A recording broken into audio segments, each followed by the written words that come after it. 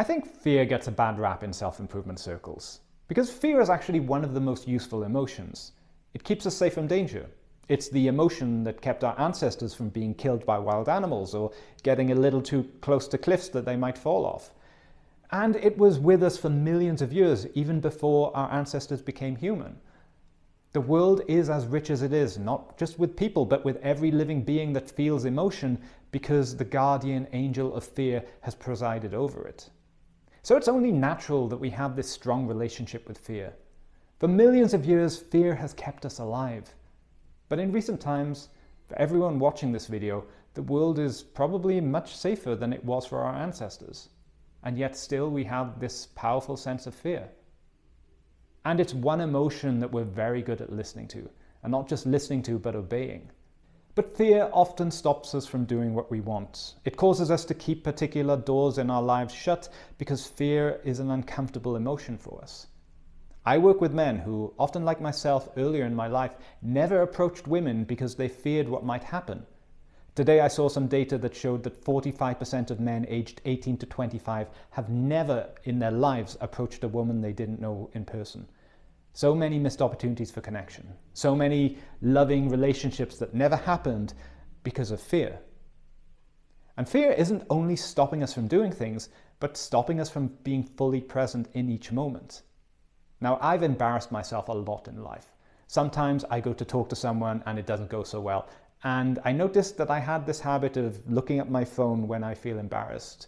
Just don't look at me. Like some kind of, you see some kids or dogs hiding themselves behind a curtain thinking, if I can't see you, then you can't see me. I'm invisible. Even though I did so much work to overcome my fear of approaching, I still lacked the strength to be present in the aftermath. And that was in some way a failing of being fully in my masculine energy. Because in order to be myself wholeheartedly, I need to be fully in and face my fear and pain without repeating or hiding from it. Without that willingness, there is no true authenticity and no personal growth.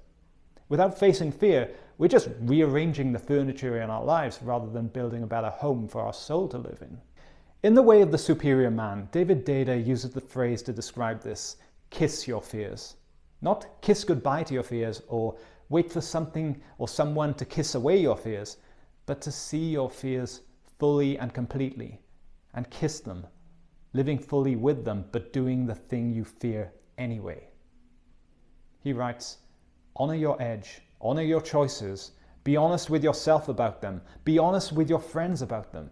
A fearful man who knows he is fearful is far more trustable than a fearful man who isn't aware of his fear. And a fearful man who still leans into his fear, living at the edge and putting his gift out from there, is far more trustworthy and more inspirational than a fearful man who hangs back in the comfort zone and willing to even experience his fear on a day-to-day level. A free man is free to acknowledge his fears without hiding them or hiding from them. Live with your lips pressed against your fears, kissing your fears, neither pulling back nor aggressively violating them. To everyone watching this, I hope you can see the fear standing between you and your heart's desire. And I hope you can feel that fear in all its fullness and then do the thing you need to do anyway. Thank you very much for listening.